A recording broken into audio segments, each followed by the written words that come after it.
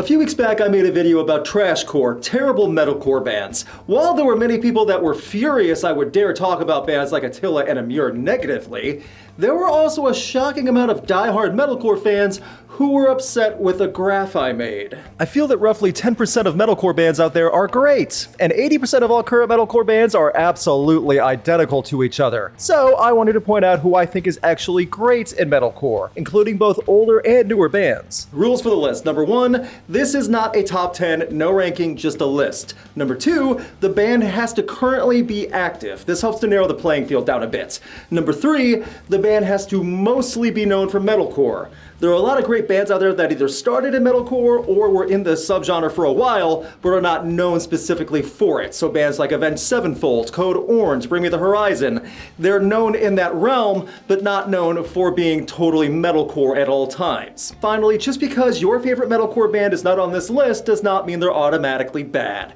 If you think a metalcore band is great that's not listed here, leave a comment and let people know why you think they're great. Don't be a Neanderthal commenter who just leaves the comments, "You forgot Zach and the Zach tones," and expect everyone to know what that means and why they're great. That's it.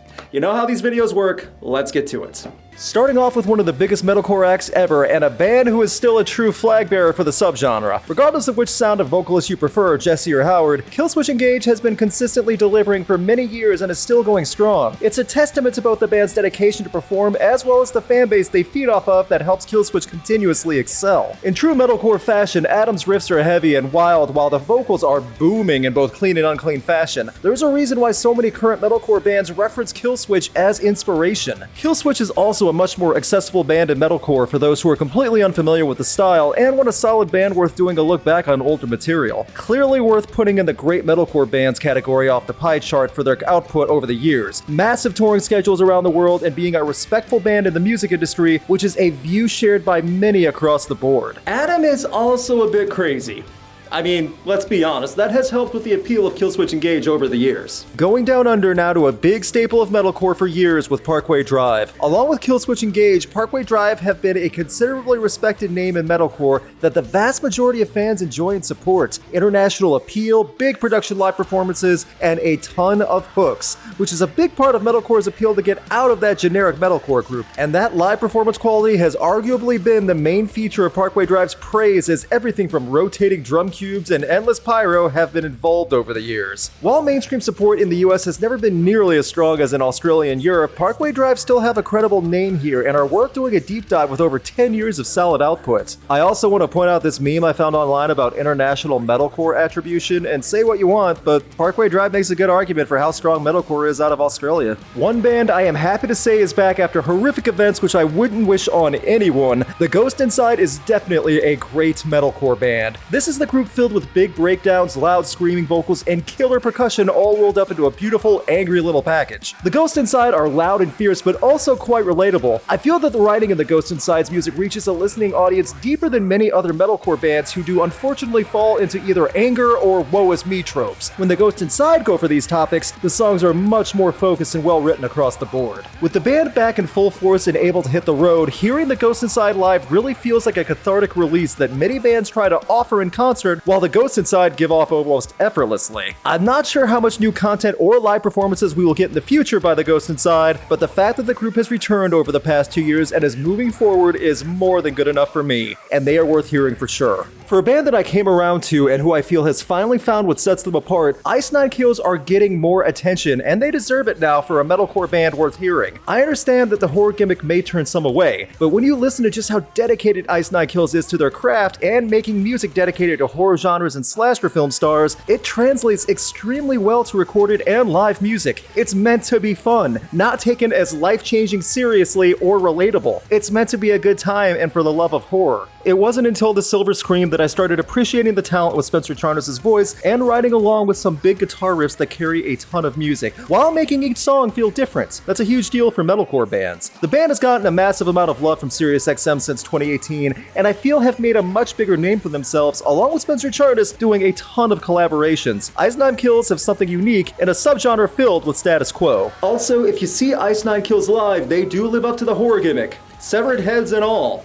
Was not expecting that level of detail when I saw them live. Going from lighthearted and fun to quite serious in tone and heavy, I would be remiss if I didn't put Architects on the list. Since the mid-2000s, Architects are a group that I feel have only improved and refined their style as true metalcore, the combination of metal and hardcore. Architects are the ones that always have the right balance of both. After tragedy hit the band, I think it brought more focus to the writing and sound. Sam Carter's killer vocals paired with thunderous percussion is the backbone of the group. Architects finally got big overdue attention in the United States with 2018's Holy Hell. That was a magnum opus for the group that was not only cathartic for the band, but also showed off just how great Architects are. Architects have many moving pieces all contributing to the music and is also a rare metalcore band that builds a huge atmosphere of music without relying on backtracks non-stop. That has become rare over the last few years. Architects have made a metalcore legacy for themselves that I think should be an example of how to blend styles properly. Jumping forward to a newer band that had a ton of hype through 2021, and after seeing Spiritbox live and hearing the new album Eternal Blue, I can honestly say the hype was lived up to. Spiritbox checks off a lot of boxes in what makes a good metalcore band, while standing out in enough ways from basic metalcore tropes. It's safe to say that the appeal of Spiritbox is based around the voice of Courtney. Her voice is exactly what was needed in the metalcore scene, and the songwriting tailored around her voice for both heavy and smooth works wonderfully. Spiritbox is a bandwagon worth piling onto right now, as I feel some great attention has been brought back to metalcore and even just heavy music in general thanks to the group. Even after an ill-fated Limp Bizkit support slot, which should have been huge but ended up a massive disappointment for many, did not derail Spiritbox for long, and the train has been rolling since. Check out Eternal Blue if you have not already, and if you're able to see Spiritbox live over the next year or so, take that opportunity. You'll be won over by either one of those experiences, if not both. Another new band in metalcore that actually stretches boundaries into new metalcore if you think about it, Tallah is a group with a gargantuan amount of talent and ability and have serious potential to be something. Featuring Mike Portnoy's son Max on drums, Alex Snowden, formerly of Dollskin, and a knack for using turntables to infuse the new metally flair into metalcore, Tallah stand out with the extra flair, and every member of the six-piece group all contributes. When I heard Tallah's full debut in 2020, it had an instant impression of a band wanting to give more than just another long-winded chug fest with growls. The instrument work is the star of Tallah,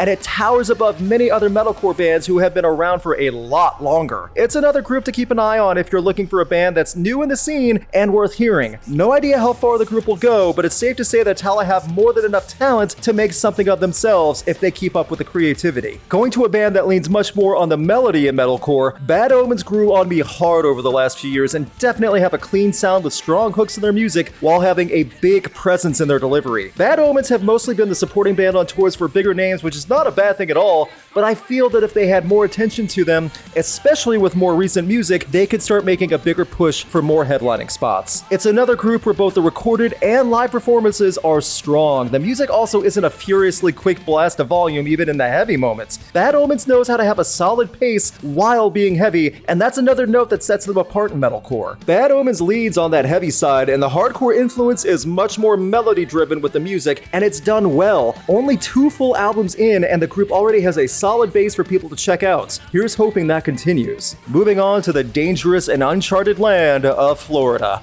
Wage War is a group that I feel was able to prove they are above the generic metalcore territory over the past few years, simply by Wage War proving they wanted to be creative with their presentation and give variety in sound while clearly lying under the metalcore umbrella. The music from Wage War over the years feels like an evolution, and they're trying not to fall into a rut, and that's noticeable. On top of that, Wage War's live shows stand out at any festival they perform at due to a fan base determined to have bodies flying around like crash test dummies. I don't know what it is, but something about Wage War Live riles up an audience to the point of insanity. Founded in 2010 and working with many metalcore bands over the past decade, if Wage War are able to continue to add elements to their style and refuse to just churn out another heavy metalcore riff fest, I can see the group getting stronger mainstream attention someday. The way I see it, if Wage War is able to survive Florida for so many years, then they can find a way to keep pushing themselves and their music. Speaking of surviving Florida, a band who over the years have evolved from a young metalcore band with something to prove to a powerhouse name with a massive online presence through Twitch, Grammy nominations, album certifications through the years, Trivium is the metalcore band I think most people, whether into the music or not, can give a tip of the hat to respect to. Trivium is a band that I admittedly fell away from a bit in the early and mid 2010s, but after a change in writing and tone around 2017, Trivium started blowing everyone's mind again in their music. On top of that, Matt Heafy is something of a pit hit general who knows how to rile up a crowd at every live show Trivium does, along with Matt's Twitch and sponsored brand work, which has helped push the name Trivium